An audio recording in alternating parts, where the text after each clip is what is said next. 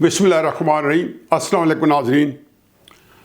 गिलगित बल्तिस्तान के चीफ जज राना शमीम खान साहब का अभी कज़िया चल रहा था। उनका बयान हल्फी जो है उसने एक तहलका मचाया हुआ था।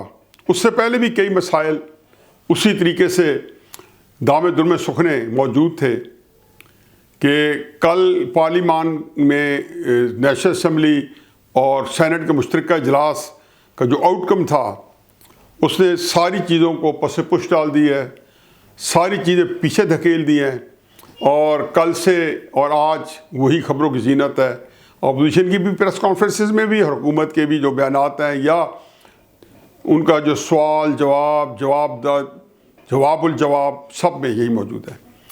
राना शमीम साहब के बारे में तो मैं एक दफ़ा एक बात ज़रूर कहता जाऊँ कि इतनी बातें की जा रही हैं उनके, जी नवाज शरीफ साहब से मुलाकातें हुई, जी फलां हुई, एक बात नहीं की जा रही या उसको मेरिट पे नहीं लिया जा रहा। एक होती है मेंटेनेबिलिटी, जैसे होती है अदालतों में, और एक होती है मेरिट पे बात करना। अब बात हो रही है जी कि मेंटेनेबिलिटी पे, जो कि इसका कोई गर्ज नहीं है। असल चीज़ ये है कि आया वो बात सच है या झूठ है, इसका तयन होना चाहिए या नहीं होना चाहिए। कि राना शमीम साहब अगर सच्चे हैं तो साकिब निसार साहब जेल में, अगर राना शमीम साहब झूठे हैं तो इतने बड़े इल्ज़ाम पर उनको भी एक अपनी अंजाम और सज़ा से वो नहीं बच सकते। इसमें लेकिन तहकीकात होगी, इसको यूं कारपेट के नीचे धकेला नहीं जाएगा। अब जो नया हंगामा शुरू है, RTS versus electronic voting machine, वैसे तो ये होना चाहिए electronic voting machine versus RTS। अब इमरान खान साहब ने जो इसके बारे में रीज़न दिया है, बिल तो कल ऐसे कमाल के हुए हैं कि कल कुलभूषण दासदेव जो है उसको भी तहफ़्फ़ुज़ाती बिल दे दिया है। स्टेट बैंक को भी पाकिस्तान को फारिग करके अमरीकियों के और IMF के और हर एक के हवाले कर दिया है। रियासत फारिग है, रियासत तो हर तरीके से फारिग होती जा रही है। लेकिन जो सबसे ज़्यादा इस वक्त दिलचस्प सूरत हाल हुई है, ना मैं कहता हूँ खौफनाक है, ना मैं कहता हूँ बेईमाना है, ना मैं कहता हूँ कि जी इसके कोई जो है बहुत बुरे असरात निकलेंगे, उससे ज़रा हट के दिलचस्प ये है कि जिस तरीके से असम्बली का इजलास हुआ, जिस तरीके से उससे पहले ये सारा मुश्तरका पार्लिमानी इजलास जो है उसको मुलतवी किया गया, और मुलतवी करने के बाद जो इत्तेहादी थे उनके जो बयानात 2, 3, 4 दिन पाकिस्तान के TV की जीनत बने रहे। और इसी में ज़िमनी बात के मंडे के दिन सोमवार की रात को मुबशर लुकमान साहब का एक बड़ा ज़बरदस्त किस्म का डिनर था, उसमें मैं भी मुस्तफ़ीद हुआ। तो वहाँ पे काफ लीग की जो वर्किंग कमेटी है, एग्जीक्यूटिव काउंसिल है, उसके भी कुछ मेंबर जो है वहाँ से उठ के उसी खाने पे आए हुए थे। उन्होंने बताया कि हमने पार्टी ये फैसला किया कि अब हम इस हुकूमत के साथ नहीं चल सकते और हम उसको कोई सपोर्ट नहीं करेंगे। कुछ बातें आना शुरू हो गई थी कि जी शायद दोबारा इजलास बुलाया जा रहा है, मामला फहमी हो रही है, लेकिन पार्टीज़ की हद तक उन तक ये इत्तला नहीं पहुँची थी। साथ उस दिन हुकूमती पार्टी के मेंबर्स को जो कि नाराज़ थे उनको भी टेलीफोन आना शुरू हो गए। ज़ाहिर है ISI की तरफ से आए होंगे। जब लोग कहते हैं एस्टेब्लिशमेंट, उनको कहा गया कि पार्लियामेंट का इजलास जो कि उस वक्त अभी एग्जैक्ट नहीं पता था बुलाया जा रहा है, जो अगले दिन बुला लिया गया और कल यानी कि बुध के दिन इजलास हो भी गया। तो उसके अंदर भी 2-3 बातें थी उस इजलास में कि लोगों को ये कहा जा रहा था कि वहाँ आप जाएंगे भी सही और हुकूमत के जो बिल्स हैं उनको सपोर्ट भी करेंगे। ये एक ज़रा एक अचंभे की बात थी, क्योंकि उससे पहले तक सीन ये था कि शायद ये निज़ाम जो है वो डिसमेंटल हो गया है और सफ़ा फट गया। खैर सफ़ा तो फटा हुआ था। अब ये क्या चाल चली जा रही थी उसमें मैं बाद में बात करूँगा कि वो क्या चाल है। लेकिन अगले दिन सुधाए जानवरों की तरह इत्तेहादी जो है ऐसे ही एक ही सफ़ में तेरी सरकार में पहुँचे तो सभी एक हुए, बाजमात सारे के सारे मौजूद थे और बिल के ऊपर उन्होंने उसी तरीके से मोहर तस्दीक सब्त कर दी जैसे कि ये उन्हीं के दिल की आवाज़ हो। और जबकि मुझे बता चुके थे कि सोमवार की रात को और बुध को जब साइन कर रहे हैं तो सोमवार को ये फैसला होता है मुस्लिम काफ का लाहौर में जब मीटिंग हुई कि हम वो सपोर्ट नहीं करेंगे। तो चुनाचे उन लोगों का इनको उसी तरह फ़ोन आ गया, उन लोगों का उसी तरह फ़ोन आ गया होगा। इस पे भी चंद बात करते हैं कि ये आखिर क्यों हुआ है। लेकिन इसमें एक और बात है कि इमरान खान साहब ने जब इसके बारे में इसकी कैंपेन कर रहे थे या लॉबिंग कर रहे थे या लोगों को कन्विंस कर रहे थे, जब भी, तो एक ही उनके जहन में होता था कि जी पिछले इलेक्शन बड़े मुतनाज़ा थे, पिछले इलेक्शन अपोजिशन ने नहीं माने। भाई अपोजिशन ने नहीं माने तो अपोजिशन ने इसको मान लिया। जब पिछले इलेक्शन मुतनाज़े थे तो ये इलेक्शन भी मुतनाज़े होंगे। ये तो वो हैं कि पिछले इलेक्शन में आरटीएस को पहले से नहीं कहा गया था कि हम आरटीएस नहीं मानते, जबकि कहा गया था कि रिजल्ट जो है वो आरटीएस के थ्रू आएंगे। तो वहां पे कोई शोर नहीं बचा था जब तक कि आरटीएस फेल नहीं हुआ, और आरटीएस के फेल होने के बाद वारदात नहीं पड़ गई तो फिर अपोजिशन ने जाके अपने जब मंजी के नीचे डांग फेरी और अपने स्टॉक टेकिंग की तो पता चला कि ये वारदात हो गई या फिर उसका एक लापरवाही सिलसिला। अब आप जो चीज़ है जिसको पहले से मुतनाज़ बना दिया गया, तो कैसे मान लिया जाए कि ये आगे चल के जब इलेक्ट्रॉनिक वोटिंग मशीन जो है आप नाफिज करेंगे नहीं करेंगे, वो तो अभी मैं अभी बताता हूँ कि कर पाएंगे। लेकिन एक ऐसा भी कभी आपने दलील देखा है कि आप कह रहे हैं कि एक मुतनाज़े को ख़त्म करने के लिए मैं इलेक्ट्रॉनिक वोटिंग मशीन कर रहा हूँ, जबकि वो खुद मुतनाज़े है। वो तो एक कितना बड़ा तनाज़ा है कि इससे बड़ा पाकिस्तान की तारीख में पहले से तनाज़ा नहीं हुआ।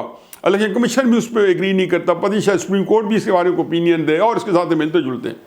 और इसी उसके अंदर जो कुलभूषण यादव को जो उन्होंने मोहब्बत जप्पी डाली है, शर्म आनी चाहिए उन इदारों को जिन्होंने तहरीक इंसाफ के जरिए नवाज शरीफ के खिलाफ मोदी को जा रहा है और इसी कुलभूषण यादव के ऊपर जो कैंपेन चलाई। अब तो आप लोगों को शर्म आती है कि पाकिस्तान के साथ क्या खिलवाड़ खेलते रहे हैं, और आपको ये पता चला है कि मुल्क आज जहां पहुंचोगे ये सारी बातें उसका एक एक करके जमा होती रही हैं। इसका मतलब है कि आप इस मुल्क के साथ संजीदगी से एक धोखा, फ्रॉड और वो काम कर रहे थे जिससे बाद में तो क्या नुकसान पहुंचाना था आपके सामने आ गया। आज आपको थूका चाटना पड़े, एक एक चीज़ इमरान खान साहब आपको चाटनी पड़ रही है, और सारी गंदगी गलाजत जो है आपसे सफाई करवाई जा रही है। ये सारा जो गंद वो जो डाल रहे हैं एस्टेब्लिशमेंट वाले, वो भी आपसे सफाई करवा रहे हैं, कुलभूषण यादव से भी। और फिर इलेक्ट्रॉनिक वोटिंग मशीन, इसके बारे में बता दूं, खुदा गवाह है कि ये इलेक्ट्रॉनिक वोटिंग मशीन आपका सर ले जाने के लिए आई है। ये इलेक्ट्रॉनिक वोटिंग मशीन जो है, आपका ख्याल है कि आपसे ये जो प्रोजेक्ट चलवाया गया है, और पहले तो आप खुद ही कन्विंस हो गए होंगे कि शायद आपका अगले ज़माने का दाल दलिए इसी इलेक्ट्रॉनिक वोटिंग मशीन से चलेगा। और आरटीएस जो है जब उसके ऊपर इतना तनाज़ा हो गया, जो आपने कहा जदीद वो छोटी सी टेक्नोलॉजी यूज़ हुई थी और पाकिस्तानी कौम को तबाह बर्बाद करके चली गई। अब पूरी कॉम्प्रिहेंसिव टेक्नोलॉजी जिसके अंदर सारे सुख मौजूद है, जाहिल है, सिर्फ वही हैं जो अपनी जहालत और बदनीयत की वजह से मानने पर तैयार नहीं है। ऐसी इलेक्ट्रॉनिक वोटिंग मशीन जो है आप जो है वो उसको चला रहे हैं। कल किसने देखी, पता किसने इलेक्शन करवाना है। बज़ाहिर तो ये जी कि जनाब फैज़ अमीर साहब जो पाकिस्तान की तारीख के इतने मुतनाज़ जनरल कि शायद ही कोई बंदा इतना जनरल हो, और पता नहीं वो इस मुतनाज़ शख्सियत के साथ फ़ौज के अंदर जो बाकी के जो ज़िंदगी के दिन गिने चुने किस तरह गुजार पाएंगे, ये अलग बहस है, एक पूरा टॉपिक है, इसमें बातचीत हो सकती है। लेकिन वो अगर पहुँच गया 2022 तक, दूसरी शर्त यह है कि आप वज़ीर आज़म हो, फिर आप इनको 4 स्टार बना दें और ये आर्मी चीफ बन जाए, फिर यह इलेक्ट्रॉनिक वोटिंग मशीन के ज़रिए आपको जितवा दिया जाए। बहुत सारे इफ्स एंड बट्स हैं, बहुत सारी चीज़ें मशरूत हैं, साथ ये भी लफ है, साथ ये भी लफ है, साथ ये भी लफ है कि आपका भी रहना ज़रूरी है। अब आपके रहने के साथ पाकिस्तान रहेगा नहीं रहेगा बात दूसरी है। लेकिन एक बात है, वो कहते हैं ना, वो एक जो इकबाल का बड़ा खूबसूरत शेर है, मैं उसके मिसरे 2 ही पढ़ूंगा, 4 मिसरों में से 2 अपनी मर्जी के निकाल के, कि शातिर की अनायत से तू फर्जी में प्यादा, फर्जी से भी पोशीदा है शातिर का इरादा। ये हजूर जो फर्जी होता है, जो वजीर होता है शतरंज के बिसात में, सियासत बिसात में, आप फर्जी हैं और मैं प्यादा हूं। ये लोग जो हैं, जो शातिर हैं, उनको आपको भी नहीं पता वो क्या खेल खेलने वाले हैं। आप इस गेम के अंदर ये तो जो होना था आपके खिलाफ होना था। लेकिन मैं बात एक और करना चाह रहा हूं कंक्लूड करते हुए, और बात बिल्कुल हतमी है, और हकीकत यह है कि इलेक्ट्रॉनिक वोटिंग मशीन हो या ये जितने मुतनाज़ बिल हो, यही पाकिस्तान की किस्मत का जो है तयन करने वाले हैं। या पाकिस्तान आर होगा या पार होगा, ये बात मेरी लिख लें। और ये बात जहन में बिठा दें कि इस दफ़ा आप इलेक्शन को जो है उसको रॉब करके देखें, आप डाका डाल के देखें, आप उसका धांधली करके देखें, आपको लग पता जाएगा। ये बड़ा मुश्किल होता है। 7 मार्च 1977 को भुट्टो साहब ने धांधली करवाई थी, तो 10 मार्च 1977 को 3 दिन बाद जब लोगों में जाओ गया तो उस इलेक्शन में लोगों ने परखत चढ़ा कर रख दिए थे और भुट्टो साहब इक़्तिदार से महरूम के फांसी के तख्ते में जा लटके थे। इमरान खान अल्लाह ताला आपको इस अंजाम से बचाए। लेकिन ये बात जहन में रखें कि अगला इलेक्शन पाकिस्तान का, नवाज शरीफ साहब आप देखें कैसे आते हैं, पाकिस्तानी कौम कैसे उनके पीछे गया होती है, और ये जितने ताकतवर लोग हैं किसी को सर छुपाने की मोहलत नहीं मिलेगी। चॉइसेस 2 ही हैं, अभी से अपना मर्तबा, अपने मरातब, अपने औकात उसका तयन करके अपनी मर्जी से जो है लोगों को हुकूमत करने दे, वगरना अगर जोर ज़बरदस्ती से लिया तो 2 काम होंगे। हुकूमत उनके पास जाएगी, पाकिस्तान बचता या नहीं बचता। लेकिन ये सारे लोग जो है नापैद हो जाएंगे, क्योंकि इतने बड़े क्लैश के बाद मुल्क बचा नहीं करते। जो क्लैश जो है अब आप हटदर्मी करेंगे, वैसे अंदर की बात यह है कि ये सारी बातें दिखावे की हैं। इमरान खान साहब से उन्होंने ये काम कर लेना था, गंदे गंदे काम सारे करवा के, और मैं अभी भी कहता हूँ कि 2-3 महीने में ये बिल्कुल किस्सा पानी ना बनेंगे और सत्य अपना मक्कू इनका ठप जाएगा और निज़ाम जो है आप देखें किस सफाई से जो है इंशाअल्लाह बेहतरी कर जाएगा। वमा अलैना इल्ला अल बलाग।